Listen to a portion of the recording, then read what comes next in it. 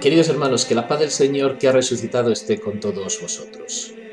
Leemos este domingo un texto del Evangelio de San Lucas, un milagro que solo aparece en este Evangelio, la resurrección del hijo de la viuda de Naín.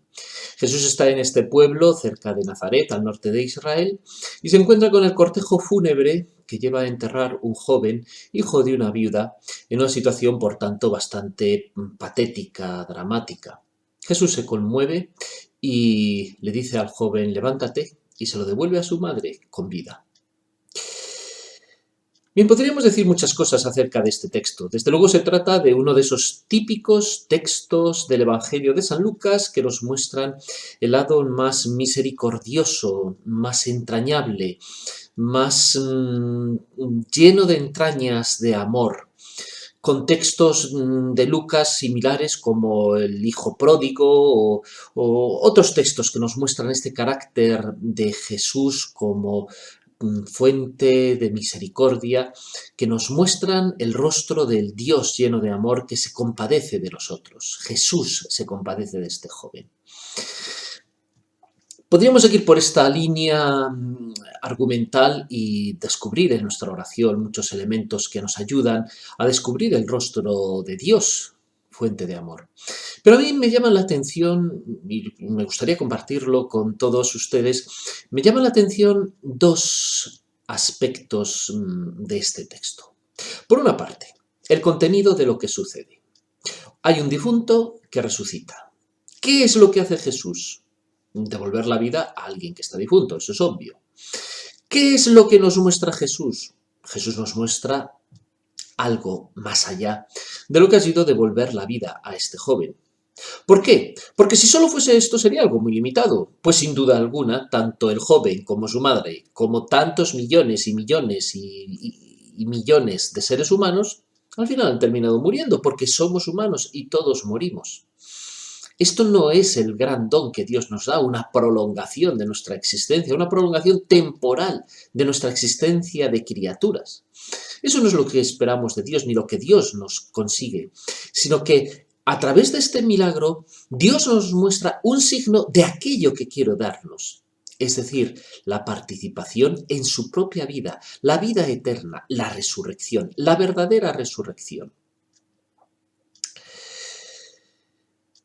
Por tanto, para empezar, en este signo de Jesús tenemos una muestra de aquello que se nos promete.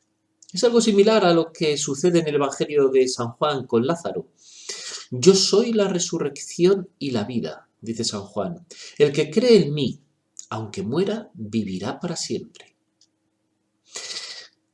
En el Evangelio de San Juan, Jesús extrae del signo todas las consecuencias que ello conlleva para nosotros, es decir, la participación en una vida que no simplemente es nuestra vida de criaturas, que es la vida de Dios. Estamos llamados a ser hijos en el Hijo y a vivir eternamente en Dios como hijos. Esa es la gran promesa que se nos promete.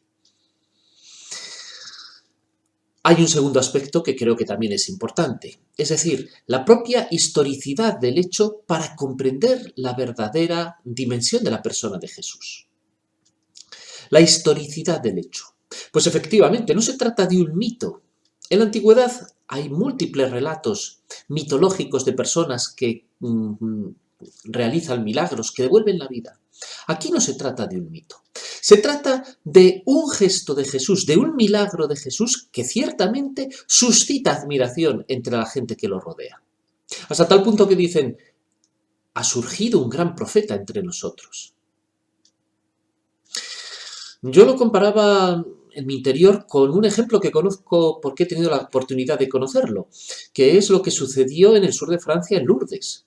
Hacia mediados del siglo pasado aquello era un lugar remoto, perdido en los Pirineos. ¿Pero qué sucedió? Allí, de la manera más inesperada, se aparece la Virgen a una jovencita y se empiezan a producir unas curaciones que hasta hoy no han encontrado una explicación científica. ¿Esto qué suscita? En multitudes y multitudes de personas el deseo de acudir allí en busca de curación. Y la verdad es que yo cuando he tenido la oportunidad de allí, lo que me he encontrado no simplemente es con el deseo de curar el cuerpo, sino lo que yo mismo he encontrado en mí es la salvación de algo que trasciende mucho más allá de nuestra curación corporal. Es decir, la participación en la vida eterna, la salvación eterna, la curación eterna.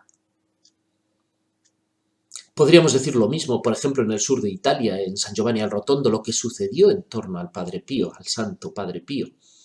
Las multitudes que acuden.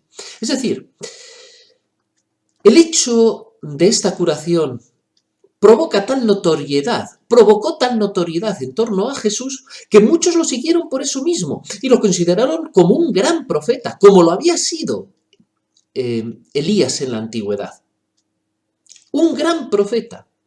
Es más, saben que en él se está produciendo algo distinto a lo que sucedía en los profetas, porque los profetas lo hacían en nombre de. Jesús lo hace con su propia autoridad, con su propio poder, es decir, es el autor de la vida el que devuelve la vida. Por eso, queridos hermanos, creo que este texto nos muestra, por una parte, la misericordia, el rostro verdadero de Dios que es misericordia, y por otra parte nos pone delante la verdadera dimensión de lo que significó la persona de Jesús, alguien en quien percibieron sus contemporáneos la presencia de Dios que quiere y deseaba la salvación de los hombres. Queridos hermanos, que la meditación de este texto nos ayude hoy a profundizar en el amor a Jesús, fuente de vida y de salvación. Y que su bendición nos acompañe en el nombre del Padre y del Hijo y del Espíritu Santo. Amén.